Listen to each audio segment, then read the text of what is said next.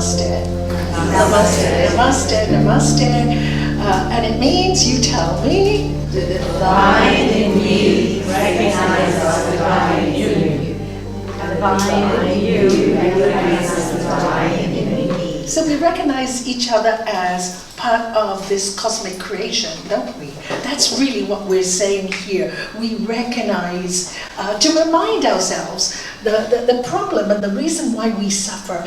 And today is all about forgiveness. And the reason why we hold on to trauma or we hold on to pain is because we keep forgetting that we're part of the cosmic consciousness, or God, or whatever you want to call it. Choose the name you want. It doesn't really matter. But we are frequency. We really are frequency and energy, and that's what we are. And if we constantly remember this, then a lot of the suffering disappears on its own. You know, this is why I love the psychologist Carl Jung, and if you haven't read him, you don't even need to read him. Today there's so much on YouTube on his work. Have you seen it? Brilliant. I studied him when I was in university 53 years ago, and I said, why didn't the world follow Jung? Why did they follow Freud? Where everything is about ego and id and blaming your mother or blaming your father or blaming your family. Whereas Jung said very clearly, if you really want to heal from any disease, the way to do it is to touch the cosmic consciousness. What does that mean? What does that actually mean? You know, science is now talking about the unified field of consciousness. Yoga said it years ago. And, you know, if you want to heal, be in touch with who you really are. So it's hard to believe that we are part of that consciousness because of our humanity, because of the world we live in, because of the conflict, because of pain, because of suffering. We are drawn outwards rather than coming inwards. And no matter how much you meditate, no matter how much you sit and think about it, the only way to really know and heal is to understand that power is within you. The divine is within you. But difficult for the human mind. We struggle a lot with our intellect. The brain tells us we have to think a certain way, we have to be a certain way, and then the world comes to you, and that's when you become skeptical because all the pain starts and all the suffering starts, and you go, what for? But precisely that's what suffering is for. Precisely we suffer to wake up to this reality that there is more. And every time you forget, you are Shivoham, Shivoham. We're going to chant that song in a while. Every time you forget, we go into suffering. So the constant reminder, the constant practice is right here now. I'd like to read to you something by one of my favorite philosophers. He was a king, Marcus Aurelius. Any of you read his works? Oh, isn't he brilliant? He was like AD 162, and the way he thought, his meditations, is phenomenal. I mean, it's what science is coming up today, what Patanjali did 3,000 years ago. But as always, it's always one voice in the wilderness. However, we are really blessed in our generation. It's no longer one voice in the wilderness. We are hearing many voices now. We are really living in the best of times, not the worst of times as you believe. It's not true, because there are so many voices reminding us now. Why do you think? You just have to think. Because we're being helped, we're being guided, we're being reminded again and again. Remember who you are, remember who you are, remember who you are. I just love it, you know. And for all of us who's known about, what they talked about before as conspiracy theories, and many of them we now realize are not. They're true. Absolutely true, and it's all coming out now. I'd love to read something to you, because every time I read something, I really love, or I think it's good for us to see. I love to share it with you because it makes me very happy when people find themselves. I think this is my mission here. And I have to do my job if I'm allowed to go home. So, and I keep getting told, I mean, I'm not being crazy, but I am crazy. I've learned that. And I'm accepting that more and more every day because there's no time to waste to be normal. Men seek retreats for themselves in the country, by the sea, in the hills. And you yourself are particularly prone to this yearning. Would you agree, all of you yearning for this quiet time, for this peace, to get away from the retreat? But all this is quite unphilosophic when it is open to you at any time you want to retreat into yourself. No retreat offers someone more quiet and relaxation than that to his own mind, especially if he can dip into thoughts there, which put him at immediate and complete ease. And by ease, I simply mean a well-ordered life. Don't you just love that? A well-ordered life, simple, nothing fancy, nothing crazy, nothing, it's just really simple. And we human beings are so bad at doing simple. We like complicated. So constantly give yourself this retreat and renew yourself. The doctrines you will visit there should be few and fundamental, sufficient at one meeting to wash away all your pain and send you back free of resentment at what you must rejoin. If you find something that really touches your heart or your spirit, something wakes you up, retreat inside. Retreat inside. Just go in, just stop for a few moments, stop whatever you're doing, all this doing, we're gonna die. So much doing, we need to be. And this is exactly what he's saying, and to be, you don't need to go away anywhere, you need to go within. More and more we're getting this message. I think I was very lucky in my early years of teaching. I met a wonderful French woman in Estoril, where we're going tomorrow. And she was one of Ula's students. And she had been to every single ashram in India. Anyway, I was giving a talk there, and she asked to see me privately afterwards. So I said, sure, I'll see you privately. She was one of the most angriest women I had met in a long, long time. She was older than me at that time. I must have been 45 and she must have been 60 or something like that. And then she told me, I've been to every single ashram, I've been to India, to this one and this one and this one. I said, how lucky. How lucky you are to have the opportunity. She said, oh, I've lived in many of them.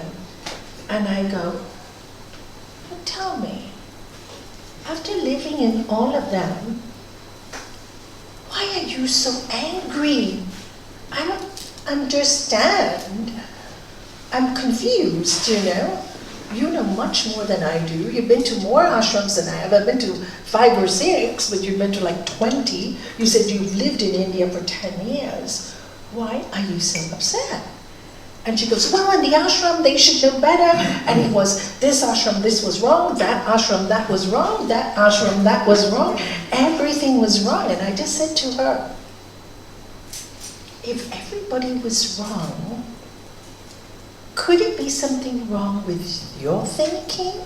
You know, Patanjali tells us to look at our thoughts. Have you looked within you? Because all you are telling me is everything is wrong. Yes, maybe you're right.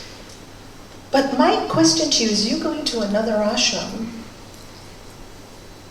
now in a few months again. What? If you haven't learned anything from the 10 years away, what do you think you're going to learn that is new? I said, but you've just lost the teaching. You haven't looked within yourself. You haven't gone within. You're always hoping for somebody to fix you or somebody else to come or God to come. Like, because I'm in an ashram, so dear God, you have to come to me because I am in the ashram. I am giving my time to go and help these people. So you guys have to give me peace because I'm such a good person. Don't you know? I go and do the kitchen and I do the washing and I do the cooking. I am a good person, so you need to give me good back.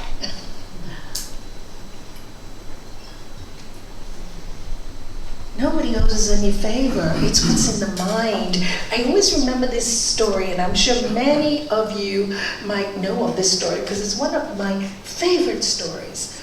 And it's called The Swami and the Prostitute. Yes. You know it? Should I tell another one? Yes. I just think this is so clear, you know, because in my early troubles in my mind and my journey through my own soul, it appeared to me so apparent. I was so judgmental. I couldn't go above the good and bad. This is wrong and this is right. I know wrong is wrong and right is right. But it's not that. This is the way of the world, is to go above it and to watch it and not to get caught up in it, because that's when you get into pain and that's when you go into suffering, right? That's really hard to do. And this story that was told to me, actually by a Swami, is what broke all those bridges in my brain, my thought pattern, the way I was thinking. So anyway, there lived a Swami, which is a monk, on one side of the river, and on the other side of a little river lived a prostitute. So every day, you know, the Swami was very popular. He was a monk, everybody loved him, he did puja, he did prayer ceremonies. So he was extremely popular. Whereas the prostitute, different man in every day, not very popular as a human being. Anyway, the prostitute every day would look out of her window and look across the river. And she would say, dear God, in this life, there's no talent I have except the talent with my body to keep myself alive and my children alive. Please, in my next life, could you make me like that Swami, so I could live a decent life like that Swami and not abuse my body? The Swami, on the other hand, on the other side of the river, would look across the river at this prostitute. Disgusting woman. Doesn't she know what to do? Disgusting, bringing so many men in. Horrible lady. I don't like the likes of her. We should condemn her. This woman is good for nothing. She shouldn't be on this earth. Anyway, it so happens they both die. And of course, as they are leaving their bodies in their soul energy, there's a beautiful gold chariot that comes for the prostitute, and a dark cart that comes for the Swami. And the Swami goes, hey guys, you got it all wrong. I'm the good guy. She's the bad guy. No. It's not about good or bad. We'll just show you the truth. It's about the truth. Come to earth and I'll show you. Let's go to your funeral first, shall we? So they go to his funeral first, and his funeral, hundreds of people there, crying, loving the Swami. See, I told you I was a good guy. I told you. Yeah. Now let's go to the prostitute's funeral. Of course, for prostitutes in India, especially if you're Gujarati, they throw you in the beach and let all the birds eat you. That's how they, that's their burial, okay? So they threw her and birds, see, I told you I was right. Yeah, you're right. She did not look after her body when she was on earth. So the birds are eating her body away. You looked after your body on earth, and so you get a beautiful funeral. However, your body's here now on the earth, but you didn't look after your mind. In your mind, all the time you were judging the prostitute, you were judging people with a smile on your face, but the mind was full of judgment. And she, now that she's lost her body, her mind was full of love. All she wanted is to be divine, to be kind, to be loving. So, now that she has no body, so her body she didn't look after on earth, and now she goes where her soul goes, the mind, to a more, not such a concrete place, but more a soul place, energy place, frequency, right? You've seen that. It's really, really clear to see that. Because when I heard this story, I mean, I listened to it again and again, and I've told it 1,000 times, because I think simple stories and parables can take us to a place of truth, because we get contaminated by what society tells us, what dogma tells us, and we can be very slow in recognizing what is truly good and what truly is not good. You know, by our judgments, we crucify people, we crucify ourselves. That's why forgiveness is so important. It's not a fault. It's not a fault. It's just that we're brought up that way.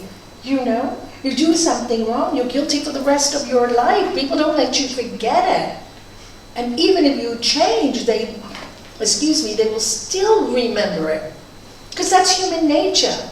So, the job on earth then is not to be so attached to all these things.